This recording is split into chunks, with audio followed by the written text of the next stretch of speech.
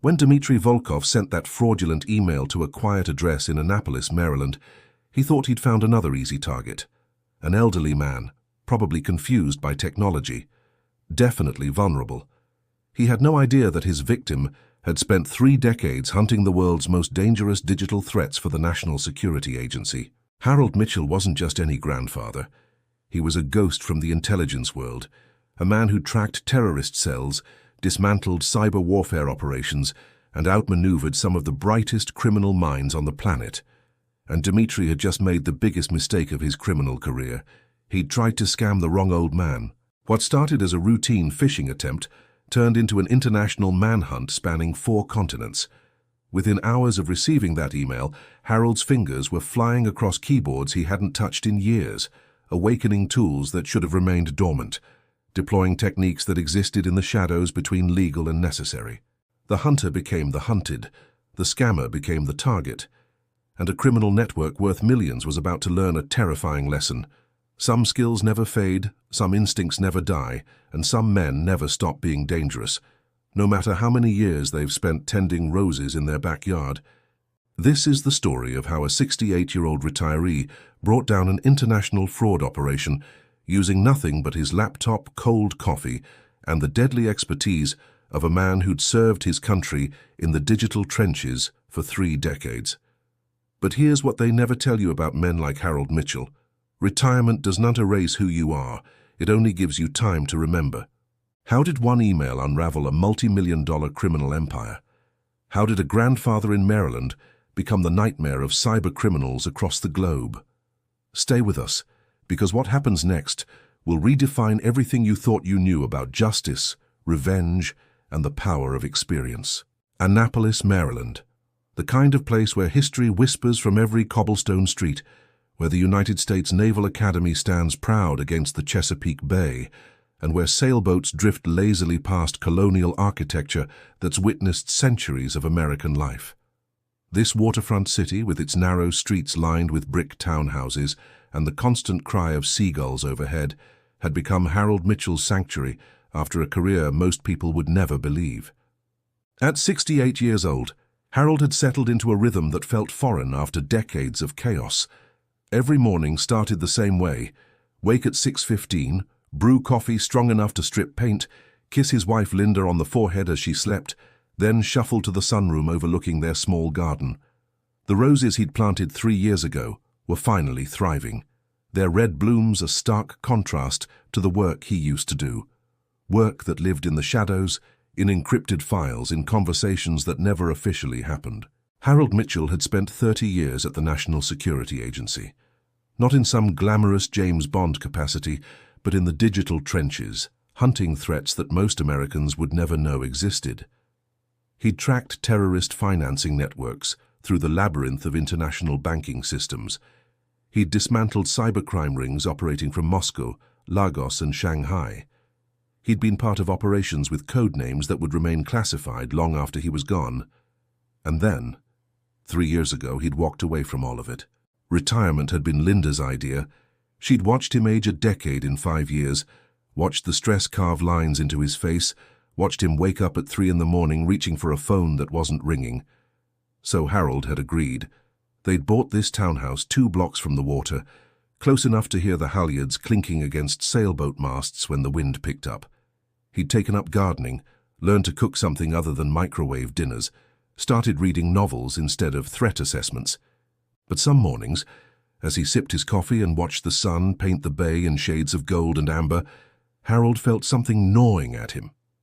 Not regret exactly, more like a phantom limb, the part of him that had lived for the hunt, for the puzzle, for the satisfaction of seeing bad people face consequences. That part didn't retire. It just went dormant. This particular Tuesday morning started like any other. Linda was at her book club, the one that met at the cafe on Main Street and mostly gossiped instead of discussing literature. Harold had the house to himself. He'd already dead-headed the roses, watered the herb garden, and was settling into his favorite chair with a biography of Winston Churchill when his laptop pinged. Email. Harold glanced at the notification. The sender claimed to be Chesapeake Bay Bank, his primary financial institution. Subject line, urgent, suspicious activity detected on your account. Most people would have felt a spike of anxiety. Harold felt something else, a familiar tingle at the base of his skull.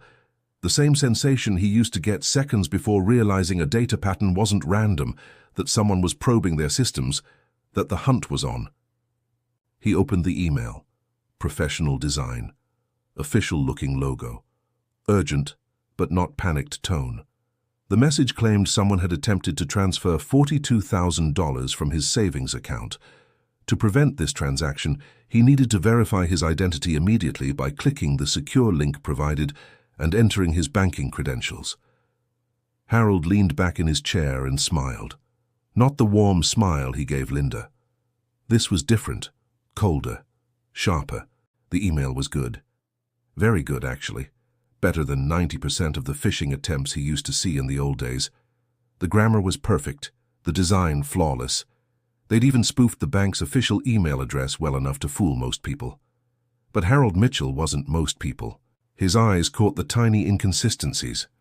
The SSL certificate on the secure link was 3 days old. The bank's logo was last year's version, before they'd updated their branding. The URL, when he hovered over it without clicking, routed through a server in Eastern Europe. Amateur hour, but impressive amateur hour. Harold should have deleted it. That's what the FBI recommended. What the cybersecurity experts on morning television advised. Just delete, block, move on with your life. But that gnawing feeling, that phantom limb, suddenly felt very real. He stood up, walked to his study and opened the closet.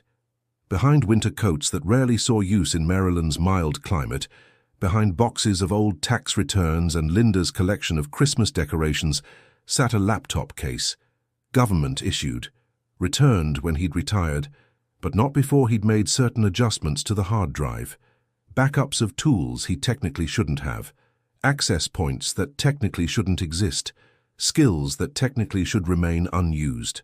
Harold pulled out the laptop, its black case dusty from 3 years of neglect. He carried it back to his chair, plugged it in, and waited as it powered up. The logo that appeared wasn't anything civilian. This machine had belonged to a different Harold, a more dangerous Harold. He cracked his knuckles, a gesture that felt both nostalgic and natural, and began to type. First, he needed to know who these people were. The email had come from somewhere.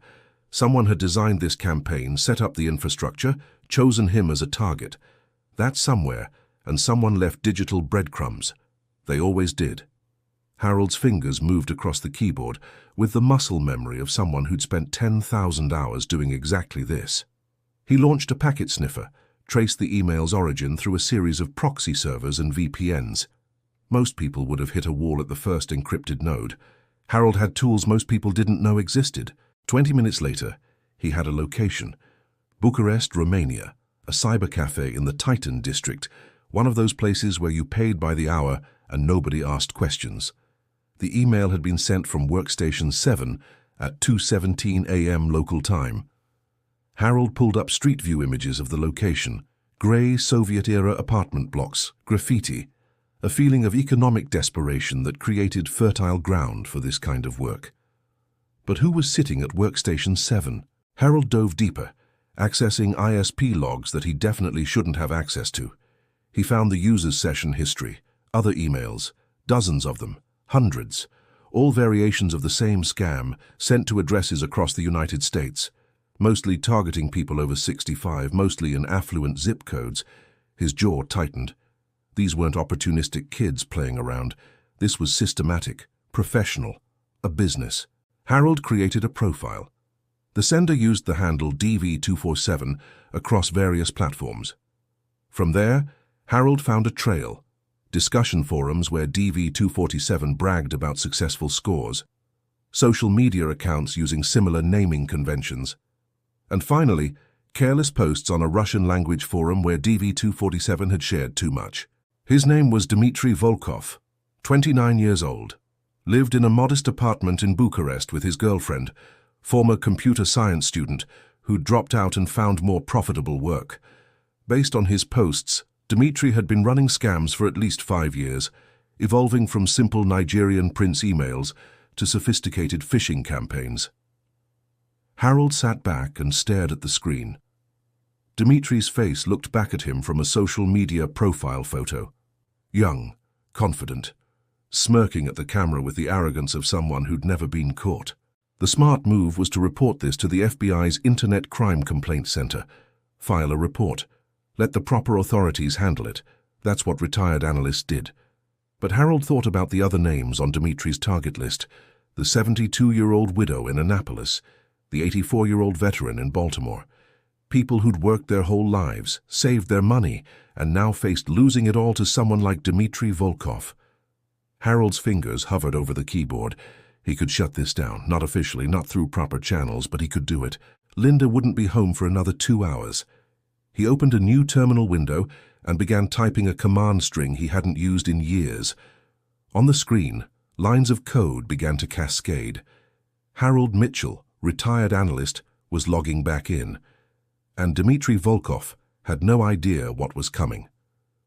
The grandfather had just become the predator, and if you think you know where this is going, think again, because what Harold discovers next will reveal that Dmitry isn't working alone, and the real mastermind behind this operation is someone much closer to home than anyone imagined. If you want to see how a retired spy turns the tables on an international criminal network, make sure you're subscribed to this channel.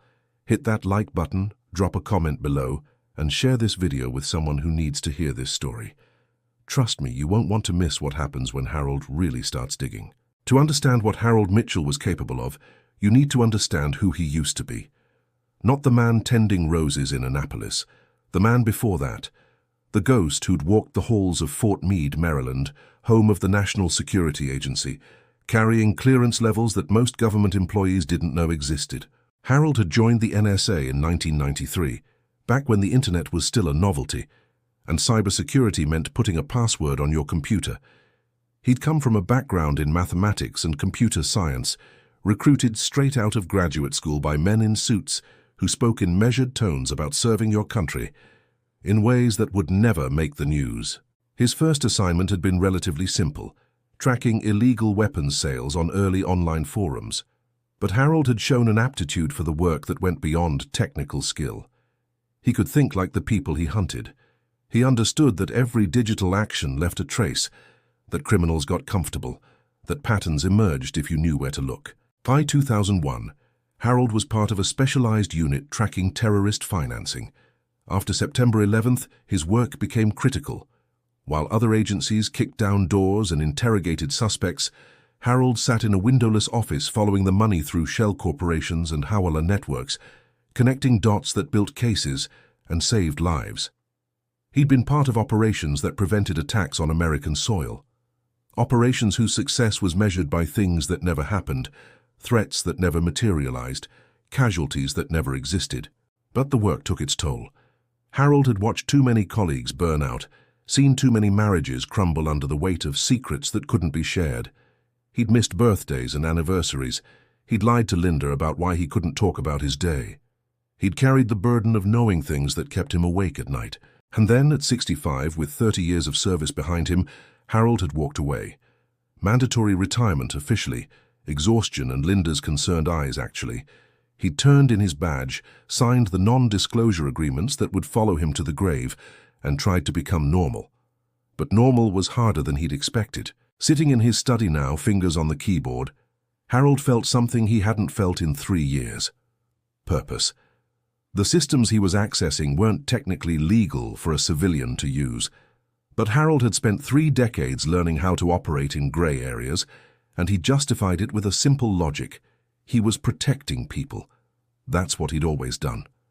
He started building a comprehensive profile on Dmitry Volkov. Beyond the basic biographical information, Harold wanted to understand the operation. How sophisticated was it? Who else was involved? How much money had they stolen? The deeper Harold dug, the more disturbed he became. Dmitry wasn't some lone wolf scammer. He was part of a network. Harold found connections to at least 14 other individuals operating from different locations: Romania, Ukraine, the Philippines, Brazil. They coordinated through encrypted messaging apps, sharing target lists and techniques. They had specialists. Some created the fake websites. Others handled the actual theft once banking credentials were obtained. Some focused on money laundering, moving funds through cryptocurrency and wire transfers before anyone could react. This was organized crime. Digital age organized crime, but organized nonetheless.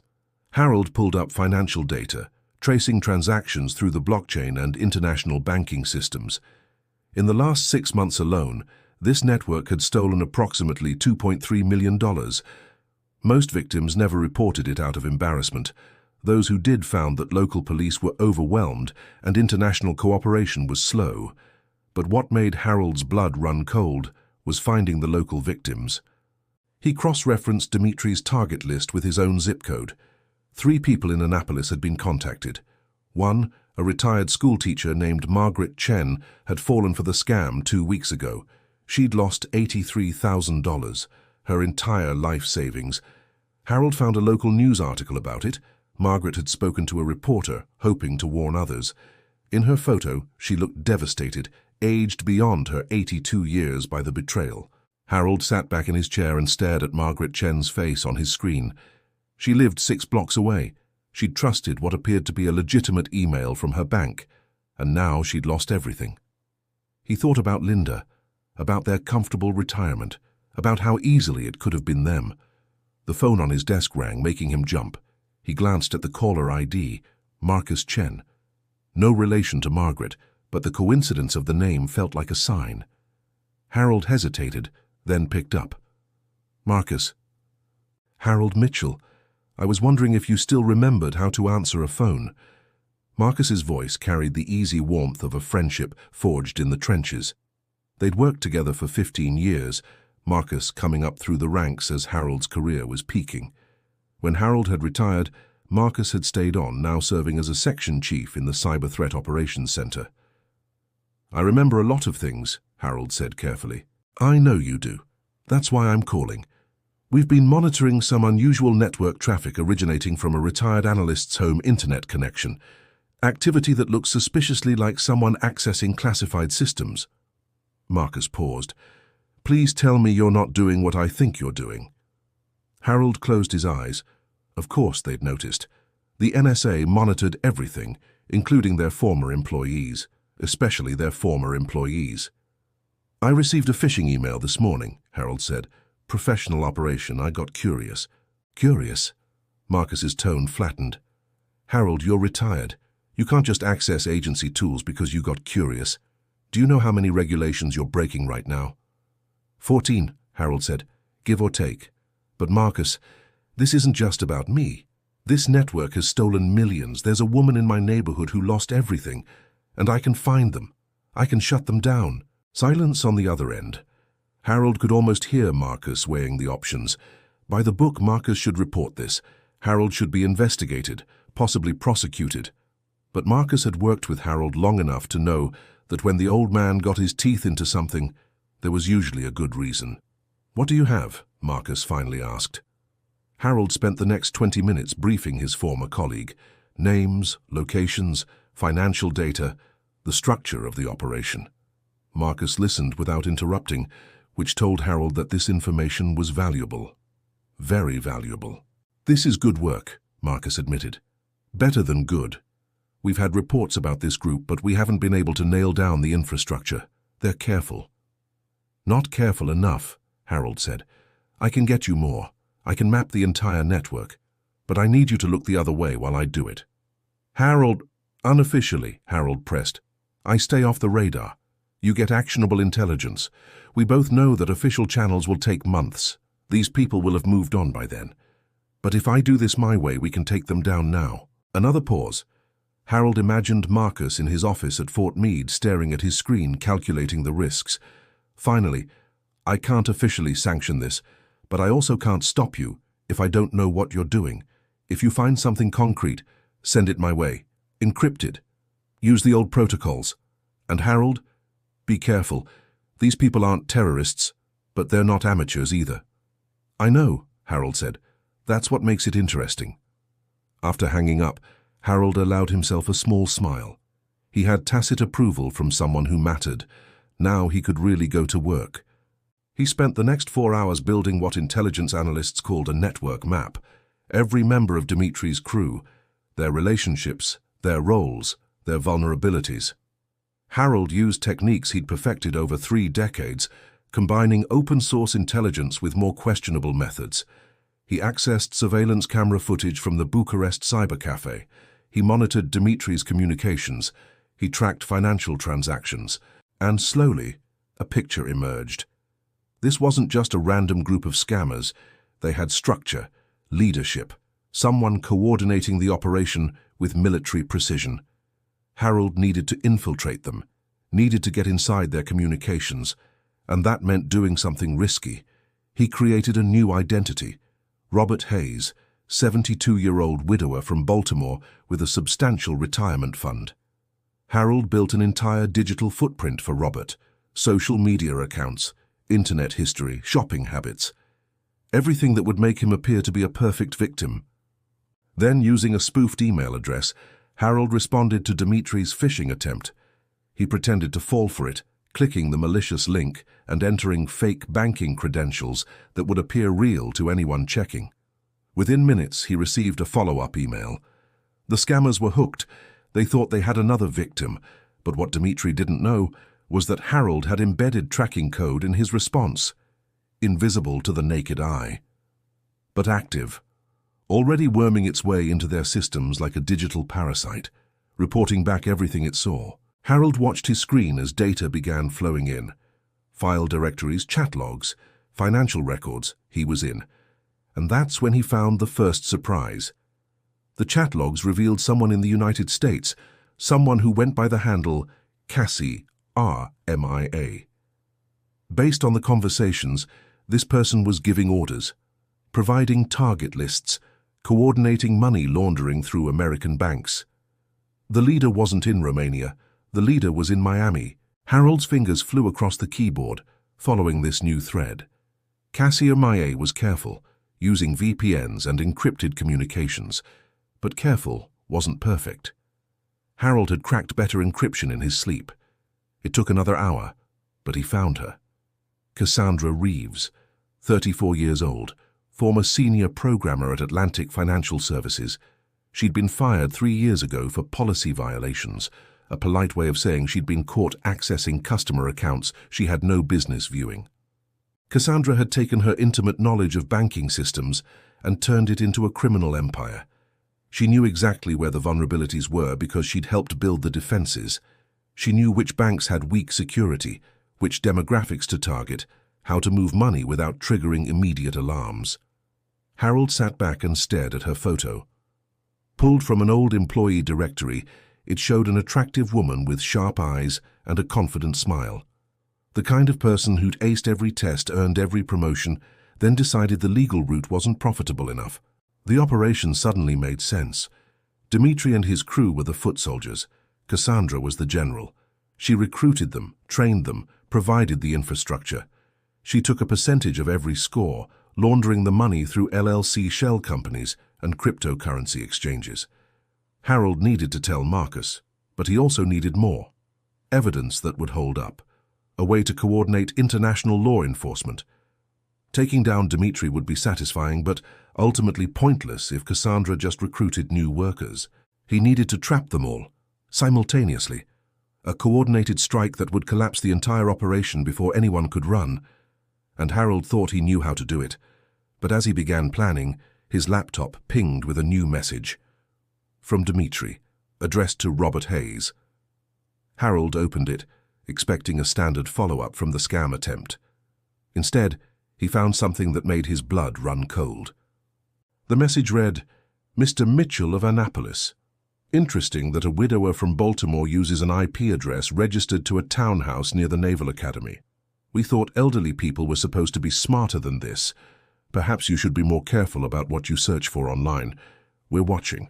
They knew. Somehow Dimitri had figured out that Robert Hayes wasn't real, that Harold Mitchell was hunting them, and now they were hunting back. So what do you think so far? Are you hooked? Because this is where everything changes. Harold thought he was the hunter, but now the game has turned deadly serious. The criminal network knows who he is, where he lives, and they're not going to just let him dismantle everything they've built.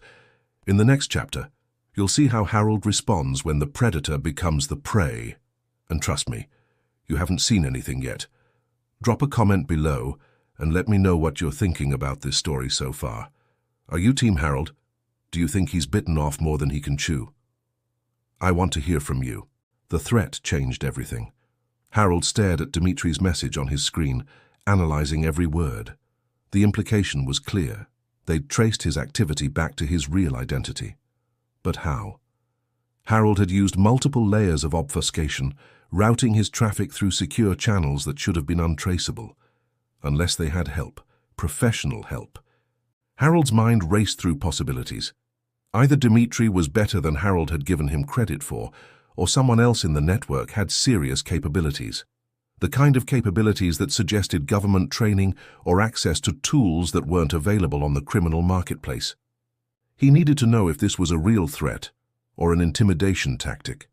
Harold pulled up his home security cameras.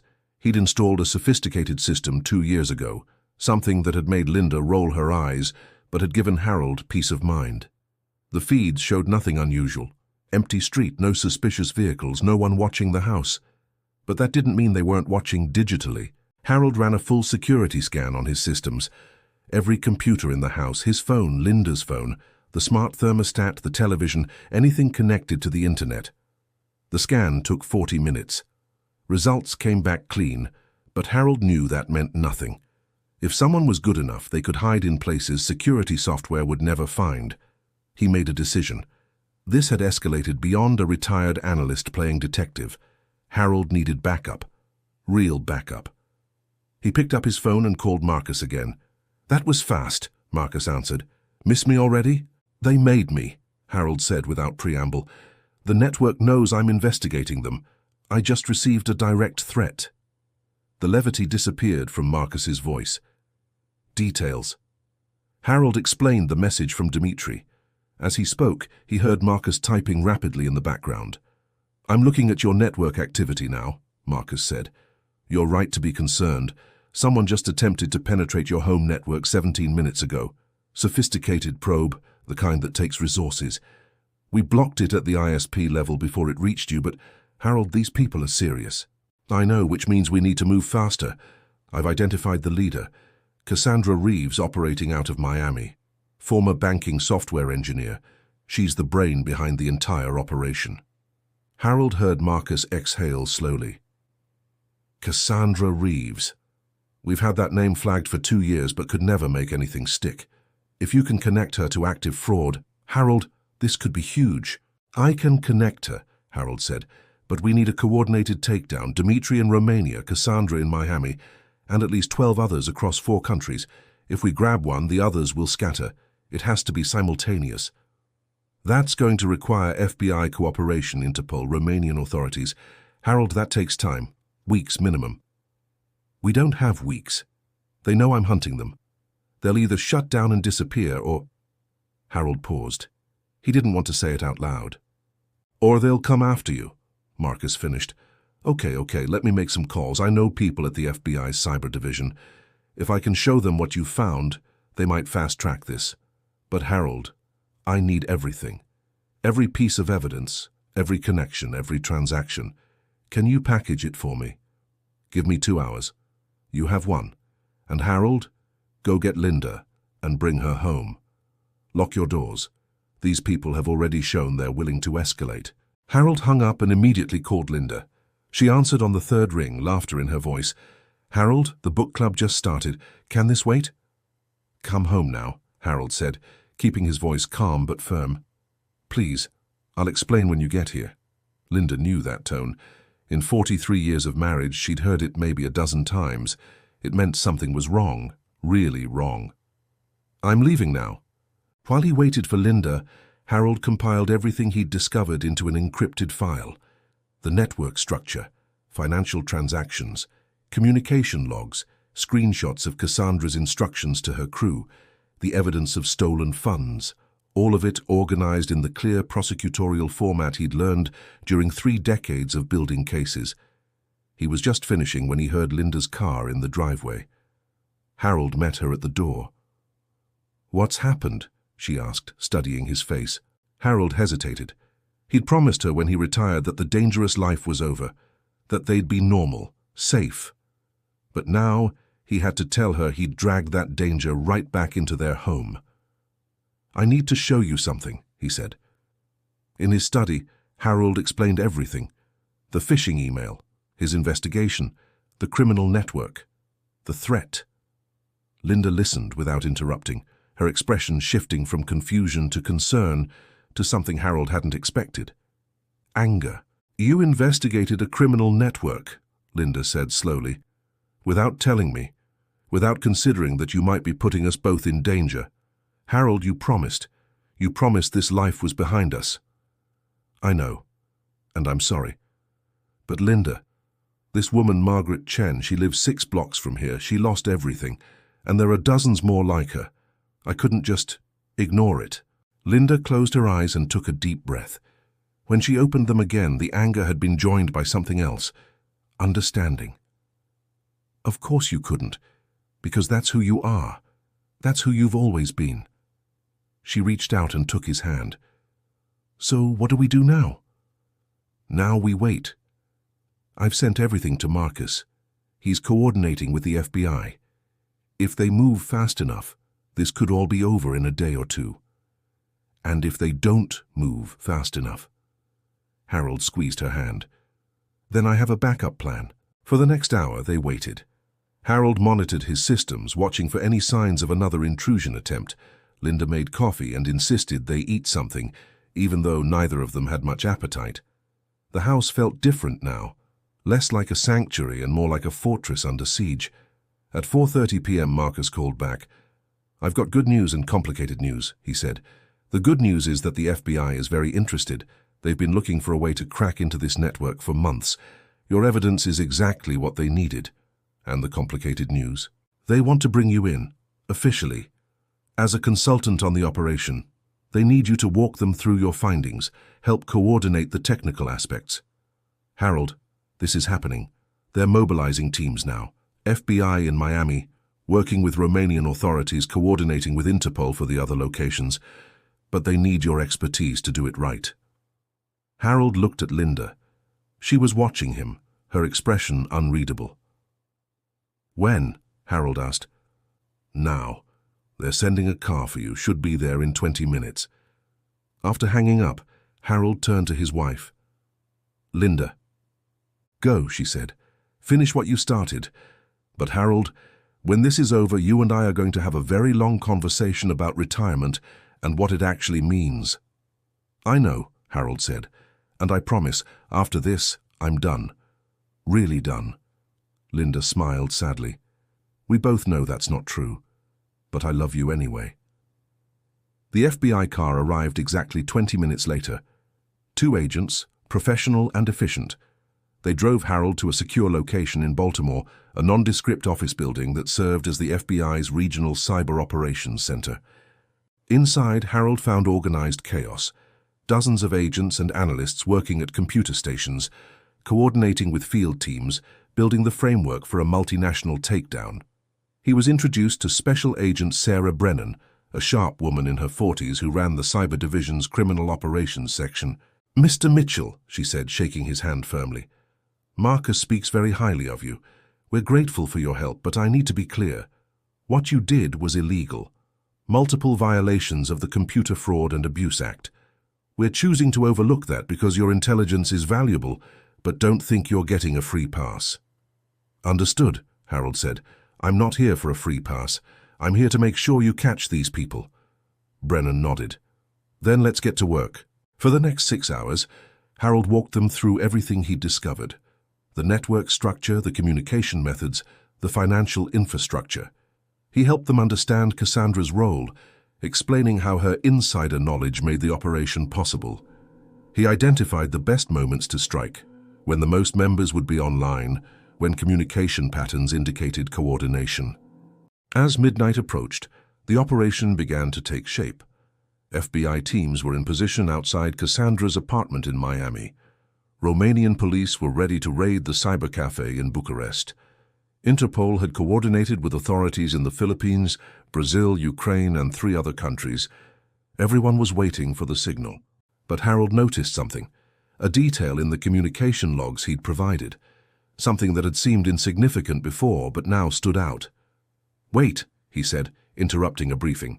"There's someone we're missing." Brennan turned to him. "What do you mean?" Harold pulled up the chat logs on a nearby computer. "Look at this. Cassandra's communications. She's reporting to someone. Not often, but it's here. Someone she calls the investor. Someone who's funding the operation. We find Cassandra, we take down the network. But the investor will just fund a new one." "Do you know who it is?" Brennan asked. "Not yet. Cassandra's careful about those communications, but I think I can find out if we coordinate properly." Harold's mind was already working through possibilities. "We don't just arrest Cassandra. We flip her, offer her a deal in exchange for the investor's identity." Brennan considered this. "That's risky. If she refuses, or if she tips off the investor, we lose our shot. But if she cooperates," Harold countered, "we don't just stop this network, we prevent the next one." Brennan made a decision. "Okay, we modify the plan. Miami team goes in soft. They bring Cassandra in for questioning before making the arrest official. Give us time to make the offer." The revised operation kicked into motion. Harold watched on multiple screens as teams moved simultaneously across the world. In Bucharest, Romanian police entered the cyber cafe at 2 a.m. local time. Dmitry Volkov was there, sitting at his usual workstation, running a new phishing campaign. He looked up in confusion as officers surrounded him, hands going up in surrender before he fully understood what was happening. The laptop was seized, still logged into the network's encrypted chat. In Manila, São Paulo, Kiev, and 4 other cities, similar scenes played out. Low-level members of the network arrested at their computers, some trying to flee, others frozen in shock. And in Miami, in a luxury apartment in the Brickell neighborhood overlooking the bay, FBI agents knocked on Cassandra Reeves's door at 8 p.m. Eastern Time. Harold watched through a body camera feed as Cassandra answered. She was dressed casually, glass of wine in hand, completely unprepared for what was about to happen. The agents identified themselves and explained she was being detained for questioning regarding cyber fraud operations.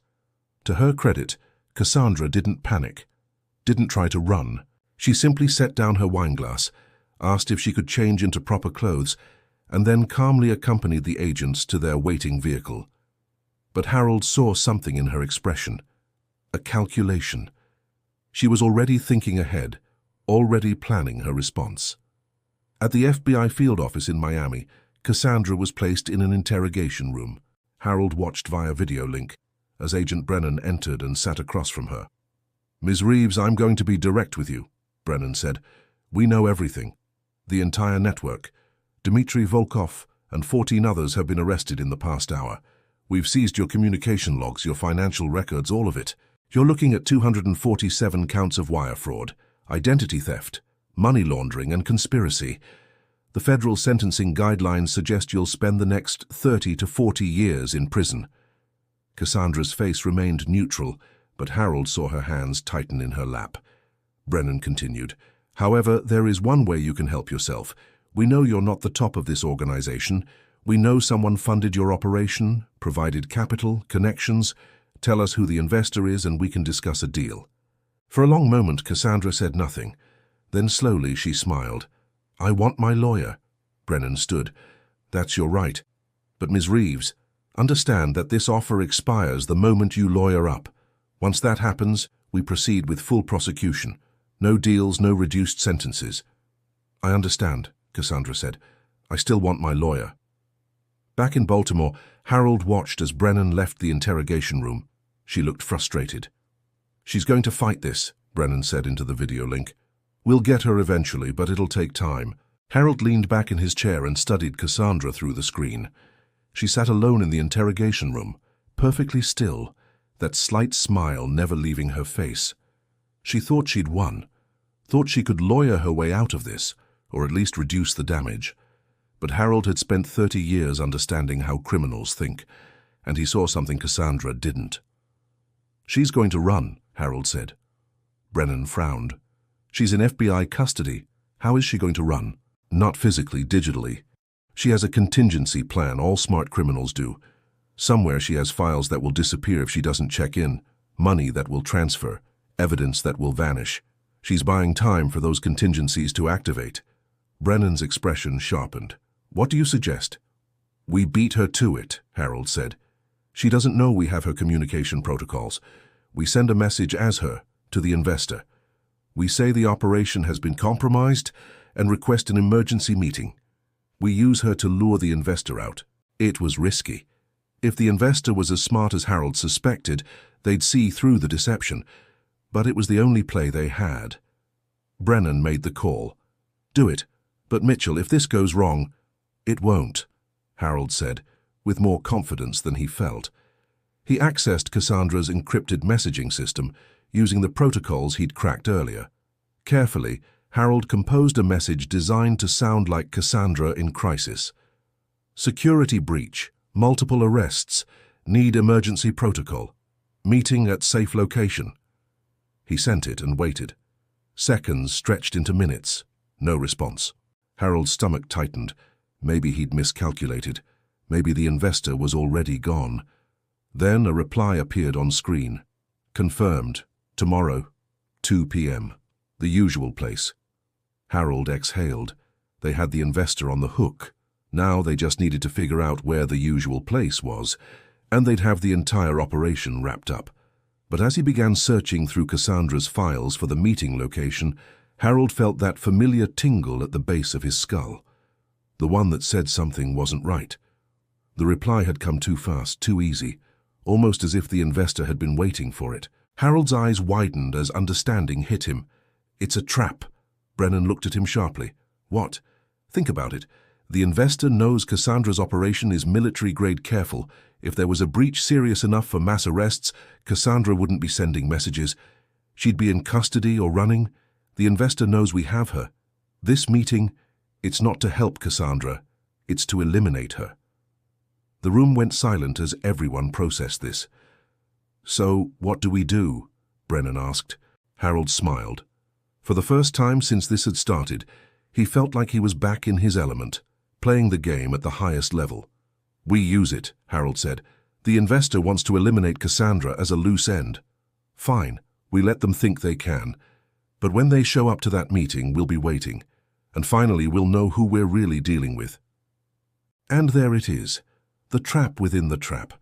Harold's not just hunting criminals anymore, and he's playing a game of chess with someone who might be even more dangerous than he realized. I have to say, if you've stuck with this story until this point, you are an absolute legend. Thank you for being here. The best is still coming, and you're not going to believe how this all connects together. Stay tuned, because the next chapter is where everything Harold thought he knew gets turned upside down. The meeting location turned out to be a shipping warehouse in the port of Miami, one of those massive corrugated metal structures that dotted the industrial waterfront. Harold studied satellite images of the location on multiple screens at the FBI Operations Center.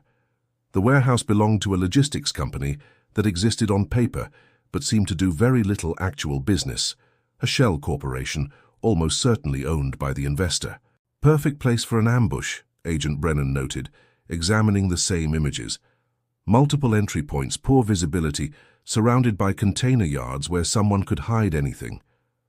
"Which works both ways," Harold said. "We can position teams in those same containers. The investor thinks they're walking into a trap they've set, but we'll be waiting." The plan came together quickly. FBI tactical teams would deploy 12 hours before the meeting, hidden in strategic positions around the warehouse. Undercover agents would pose as dock workers and truck drivers. Aerial surveillance would track anyone approaching the location. And Cassandra, whether she knew it or not, would be the bait. That part was tricky. Cassandra still insisted on her lawyer, still refused to cooperate. But legally, the FBI could transport her for investigative purposes. So the plan was simple. Bring Cassandra to the warehouse, make it look like she'd escaped custody during the transfer, and let the investor make their move. "The problem," Brennan said during the final briefing, "is that we have no idea who we're looking for. The investor could be anyone. We're working on the assumption it's someone with significant resources, possibly with intelligence or military background based on the sophistication of the operation. But Harold, if you're right about this being a trap, the investor might not even show in person." Harold nodded. "They might send contractors to eliminate Cassandra. But even if they do, those contractors will lead us back to the source. We just need to be patient. The next day, Harold found himself in a surveillance van, parked 3 blocks from the warehouse. He wasn't supposed to be in the field. He was a consultant, not an agent.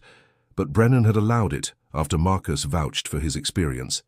Harold wore a borrowed FBI windbreaker and a communications earpiece that connected him to the entire operation. Around him, the surveillance van was packed with monitoring equipment. Screens showed feeds from dozens of cameras positioned throughout the area. Radio chatter crackled with updates from various teams. The tension was palpable. At 1:30 p.m., Cassandra was transported to the warehouse in a standard FBI vehicle.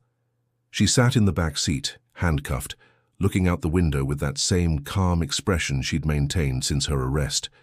Harold wondered if she knew what was really happening, if she'd figured out that she was being used. The transport vehicle arrived at the warehouse. Agents escorted Cassandra inside to a small office on the 2nd floor overlooking the main floor. Cameras showed her being seated, still cuffed to a table. The agents left, taking positions nearby but out of sight. 1:45 p.m. 15 minutes until the scheduled meeting. Harold scanned the various camera feeds.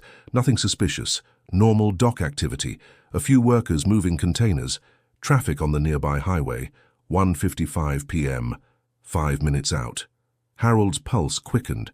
Every screen showed quiet. Too quiet, or just normal. 2 p.m. The meeting time. Harold watched Cassandra on the office camera. She'd finally shown a crack in her composure, glancing around nervously, testing her restraints. Then movement. A vehicle appeared on the perimeter cameras. Black SUV with tinted windows moving slowly through the container yard. Harold's hand keyed the radio. "We have a vehicle approaching from the east. Stand by."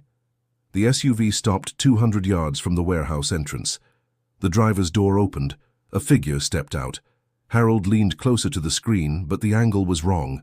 He couldn't make out details. Gender, age, nothing. Just a silhouette moving with purpose toward the warehouse. "Teams, stay in position," Brennan's voice came through the radio. "Let them get inside. We need confirmation of intent before we move." The figure entered the warehouse through a side door. Harold switched camera views, tracking them as they moved through the ground floor. They wore dark clothes, a baseball cap pulled low, something bulky under their jacket. Weapon? Definitely armed. But something bothered Harold. The movements were wrong, too casual, too relaxed. This wasn't someone walking into a trap expecting resistance. This was someone completely comfortable. The figure climbed the stairs to the 2nd floor, approached the office where Cassandra waited, opened the door and stepped inside. Harold heard Brennan's voice. "All teams, prepare to move on my signal." But Harold wasn't listening anymore. He was staring at the screen, at Cassandra's face. She wasn't looking at the figure with fear or surprise. She was smiling. "Wait," Harold said urgently. "Wait! Something's wrong!" The figure removed their cap.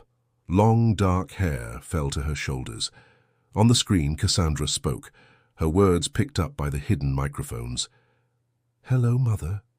Harold's blood went cold. "Stand down! Stand down! It's not what we think." But he was too late. Brennan had already given the signal. FBI agents poured into the warehouse from all directions, tactical teams converging on the 2nd floor office. Harold watched on multiple screens as they breached the door, weapons drawn, shouting commands. The woman didn't resist. She simply raised her hands, that same calm smile on her face that Cassandra wore. Because they were family. Because they'd planned for this. "Secure the subject," Brennan ordered. "Search the vehicle. Lock down the entire area." Harold was already pulling up new searches on his laptop. Cassandra's family history. Parents, siblings, known associates. And there it was. The connection he'd missed. Cassandra's mother, Dr. Patricia Reeves, former CIA operations officer, specializing in financial intelligence. Retired 12 years ago after a distinguished 25-year career. Current residence, Palm Beach, Florida. Estimated net worth, $4 million. Harold's mind raced through the implications. Patricia hadn't come to eliminate her daughter. She'd come to save her, or more accurately, to spring the real trap. "Brennan," Harold said into his radio, We need to evacuate now. This isn't the target, this is the distraction. What are you talking about? Brennan's voice came back. Patricia Reeves is ex-CIA. She knows exactly how we operate. She knew we'd track the meeting, knew we'd set up a response. Coming here personally, that's not about Cassandra. It's about keeping us occupied while... The explosion cut off Harold's words. Not at the warehouse. Somewhere else. Harold's screen lit up with emergency alerts. His stomach dropped as he read the location. The FBI field office in Baltimore, where they'd stored all the evidence, all the files Harold had compiled, all the seized equipment from the arrests. On the radio, chaos erupted, damage reports, casualties, confusion. Harold felt sick. They'd been played, completely and totally played. Patricia had sacrificed herself to buy time for someone else to destroy the evidence. Without it, the case against Cassandra and the others would collapse. They'd have to release them. But that meant there was someone else, someone above Patricia, the real investor. Harold frantically worked his keyboard, pulling up new data. Patricia's financial records, communications, travel history. There had to be a connection somewhere, a lead to whoever was really running this operation.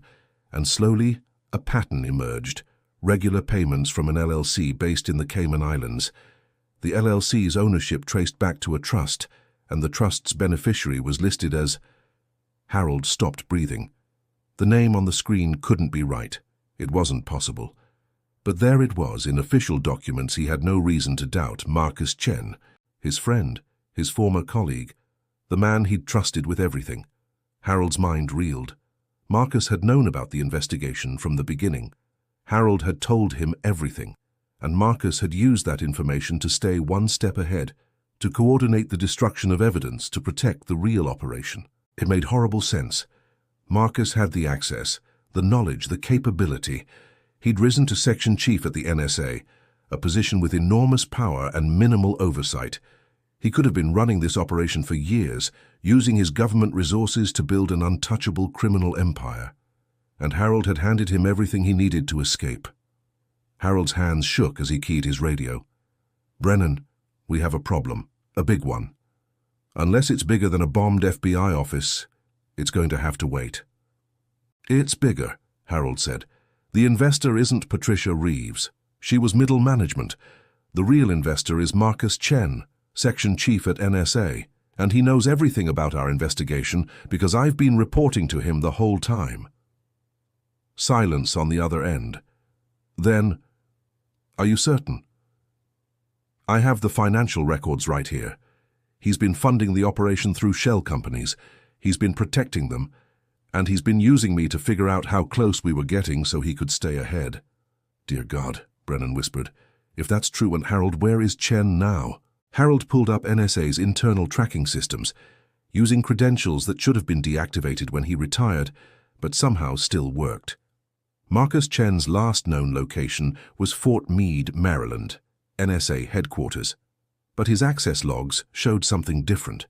He'd remotely logged in from an unregistered location 30 minutes ago, and he'd been accessing files, lots of files, downloading everything before anyone could stop him.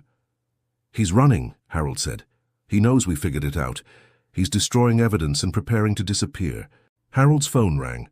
He looked at the caller ID, Marcus Chen. Brennan's voice came through the radio. "Don't answer that." But Harold had to know, had to understand. He answered. "Hello, Marcus." "Harold." Marcus's voice was calm, almost friendly. "I assume you've figured it out by now. You always were the smartest person in any room." "Why?" Harold asked. "You had everything. Respect, career, pension. Why risk it all?" "Because everything wasn't enough," Marcus said. "Do you know what we make at the NSA, Harold? How little we're compensated for literally holding the security of the nation in our hands? I spent 25 years protecting ungrateful politicians and a public that doesn't even know we exist. I decided it was time to get paid properly for my skills, by stealing from innocent people, by redistributing wealth from those who have more than they need. Don't play moral arbiter with me, Harold. You and I both know the things we've done for our government, things that would horrify those same innocent people you're so worried about. At least I'm honest about being in it for myself." Harold felt anger rising. "So you used me, Used our friendship to stay ahead of the investigation. I used your predictability, Marcus corrected. I knew you couldn't resist playing hero one more time. I knew you'd investigate that phishing email, and I knew you'd come to me for help. You made it very easy, Harold. Where are you, Marcus? Somewhere you'll never find me. I've been preparing for this contingency for 3 years. New identity, offshore accounts, resources you can't imagine. By tomorrow, Marcus Chen will cease to exist, and someone else will be living very comfortably in a country without extradition treaties. The FBI will find you. Will they? With what evidence? The Baltimore office is gone. Patricia's lawyers will have her and Cassandra out on bail within days, and they'll disappear too. Dimitri and the others will take plea deals, serve minimal time, and keep their mouths shut because they know I can reach them anywhere. And you, Harold, you have nothing but circumstantial financial records that any lawyer will tear apart. Harold realized Marcus was right. They had suspicions, not proof. Not enough to extradite someone who knew every trick in the intelligence playbook. But I wanted to call, Marcus continued, to thank you. You did excellent work mapping the network. That intelligence helped me identify weaknesses I wasn't aware of. I'll restructure, be more careful next time. So really, you've made me better at this. I appreciate it. There won't be a next time, Harold said. I'll find you. No, you won't. Because you're retired, remember? You're going to go back to Linda, back to your roses and your comfortable life. You're going to accept that you lost this round, because that's what men like us do when we're too old to keep fighting. We let go. The line went dead. Harold sat in the surveillance van staring at his phone. Around him, agents dealt with the aftermath of the Baltimore bombing. Brennan was coordinating damage control. The operation had gone from a triumph to a disaster in the span of 30 minutes. But Harold wasn't thinking about any of that. He was thinking about Marcus's last words, about letting go, about accepting defeat. And Harold realized something. He wasn't ready to let go. Not yet. He had been played, yes, but Marcus had made a mistake, a tiny one. But in Harold's experience, tiny mistakes were enough. Marcus had called from a phone. That phone had connected to a cell tower. That connection left a digital trace, and Harold knew how to follow digital traces. He opened his laptop and began typing. Around him, agents barely noticed. They were too busy dealing with the crisis, which meant Harold had time to do what he did best, hunt. The story is almost at its end, but before we get there, I need you to stay with me. Because what Harold does next will determine not just the fate of this case, but whether justice is truly possible when the criminals are the ones who wrote the rulebook. If you've come this far, you're invested in seeing how this ends, and I promise you the conclusion is worth waiting for. Please, if you're enjoying this story, hit that subscribe button and leave a like. We have more incredible stories coming your way, and you won't want to miss them. Now let's see how Harold Mitchell finishes what he started. The cell tower trace led Harold to Reagan National Airport outside Washington, D.C. Marcus had called from there 40 minutes ago, which meant he was likely already on a flight. Harold cross-referenced international departures with Marcus's known skills and contacts. 3 flights had departed in the right time frame, 1 to Mexico City, 1 to Toronto, 1 to London, all with connecting flights to countries without U.S. extradition treaties. Harold couldn't pursue all 3. He had to make a choice based on probability and psychology. Where would Marcus go? He thought about his former friend. Marcus was methodical, careful. He wouldn't choose the obvious route. Mexico was too close, too watched. London was the expected choice for someone with intelligence connections. That left Toronto. But Harold looked deeper, into Marcus's travel history from years ago, before the NSA, before everything, and he found something interesting. Marcus had spent a semester abroad in college in Vancouver, British Columbia. He'd loved it there, talked about it occasionally when they'd worked late nights, had even mentioned once that if he ever retired, he might move there, Toronto to Vancouver. That was the route. Harold was certain of it. He pulled up Canadian flight manifests, using access credentials that were definitely illegal for a civilian to use. And there it was. Robert Morrison, booked on an Air Canada flight from Toronto to Vancouver, departing in 3 hours. The passport photo looked nothing like Marcus, but Harold recognized the micro-expressions, the subtle facial features that plastic surgery couldn't change. the way his eyes held the camera. It was him. Harold had 3 hours. He looked around the surveillance van. Brennan was still dealing with the Baltimore situation. Nobody was paying attention to him. He could slip away, and they wouldn't notice for a while. But even if he got to Vancouver, then what?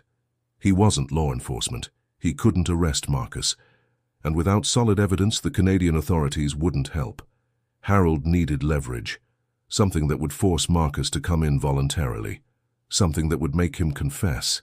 He thought back through everything he'd discovered, the financial records, the communication logs, the structure of the operation.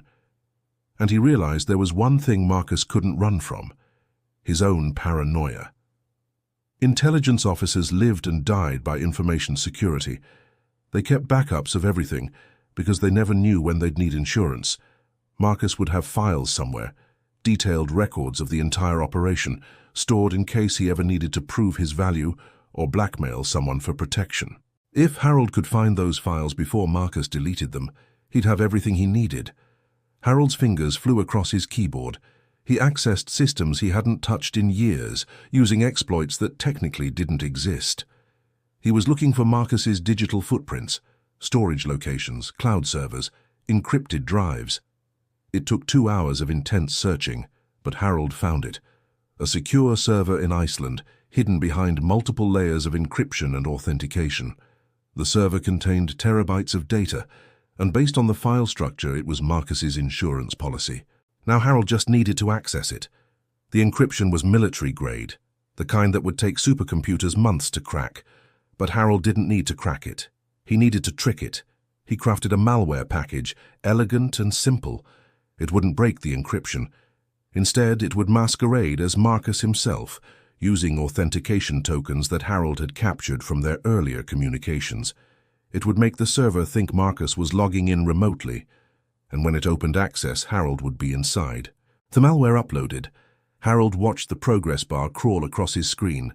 50%, 70%, 90%, and then he was in. The server's contents spread across his display, years of financial records, communications with Patricia Reeves, instructions to Dmitry Volkov and others. Everything Marcus had done documented in meticulous detail.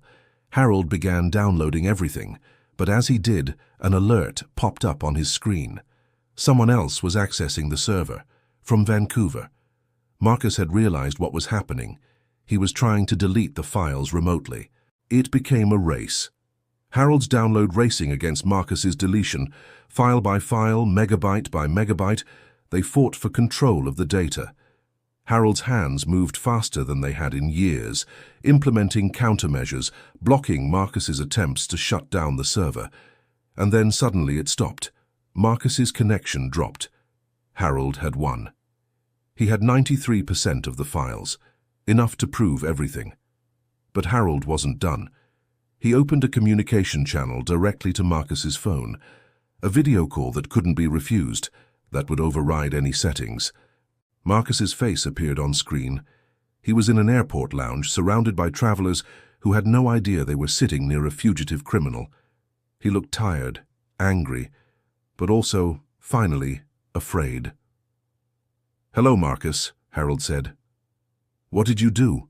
Marcus demanded. "I did what you taught me to do. I found your backup files, your insurance policy, everything you've been hiding. And in about 5 minutes, it's all going to be transmitted to the FBI, Interpol, and every relevant law enforcement agency. Your offshore accounts, your fake identities, the names of everyone you've worked with. All of it." Marcus's face went pale. "You can't." "I already have," Harold said. "But here's the thing, Marcus. I'm giving you one chance, one opportunity to do the right thing. Turn yourself in, cooperate fully, help us recover the stolen funds, and bring down everyone else in the network. If you do that, I'll testify on your behalf, recommend leniency. You'll still go to prison, but maybe for 20 years instead of life. And if I don't, then you spend the rest of your life running. Every intelligence agency in the world will have your files. Every criminal you worked with will know you kept detailed records that could implicate them. You'll be hunted by both sides, Marcus, law enforcement and criminals, with no safe harbor anywhere." Marcus stared at the screen for a long moment. Harold could see him calculating angles, looking for the way out. But there wasn't one. Not anymore. "How did you find the server?" Marcus finally asked.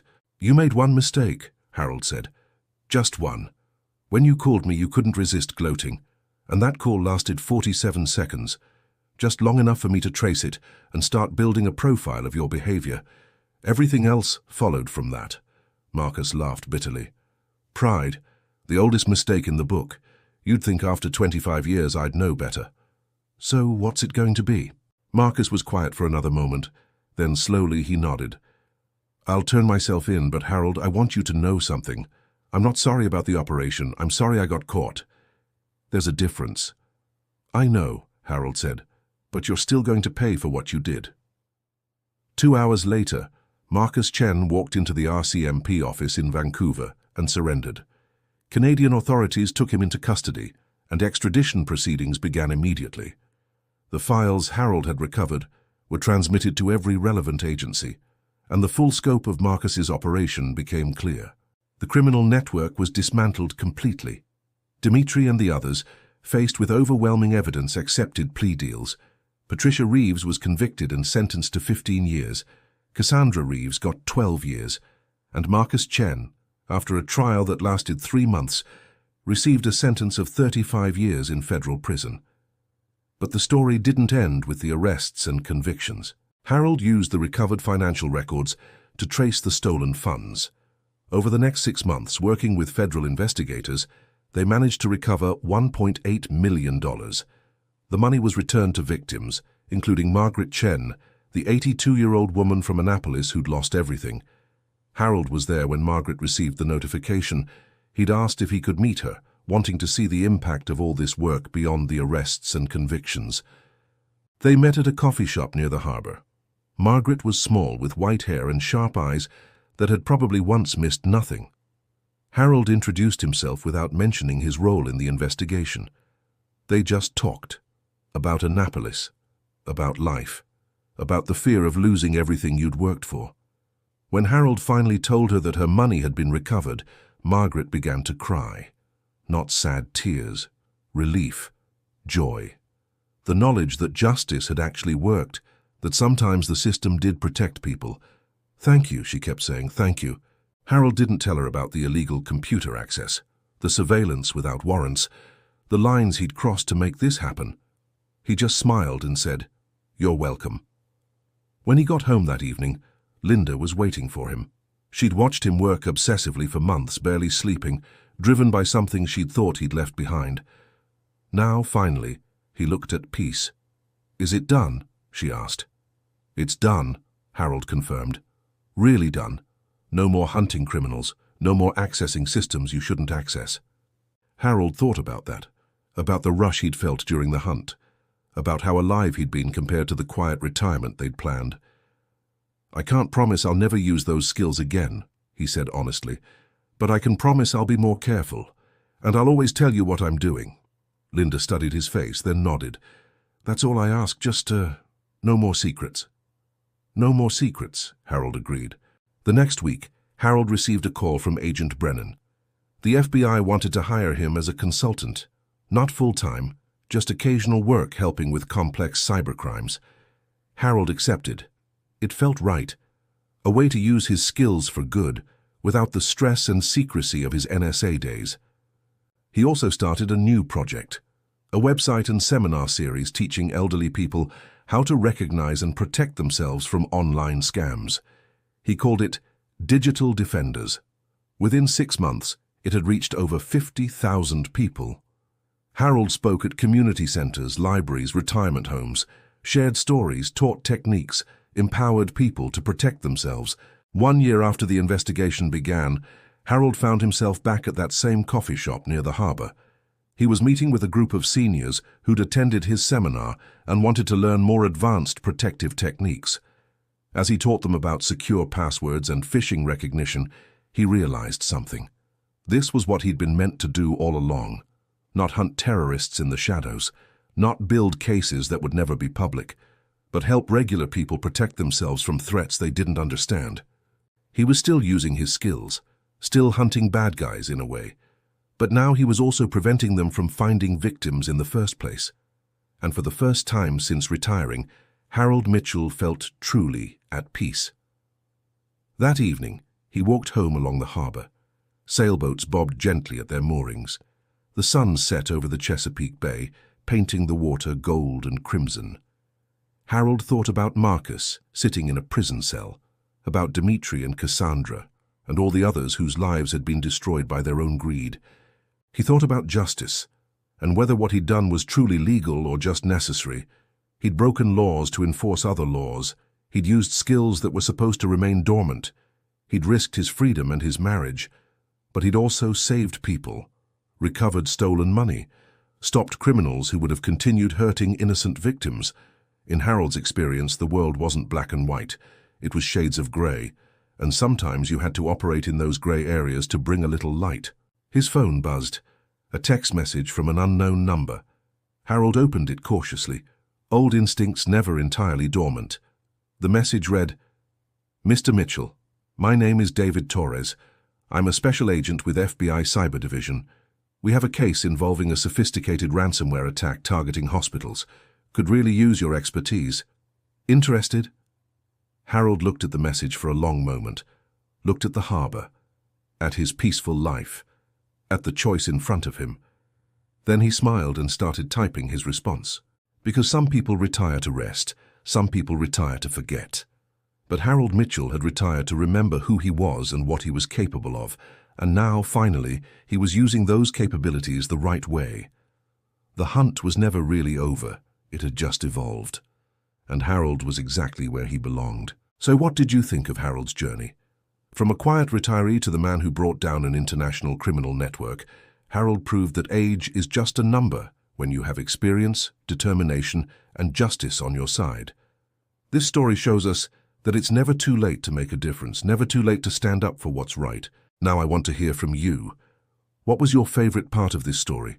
Have you or anyone you know ever been targeted by online scammers? How do you protect yourself in our increasingly digital world?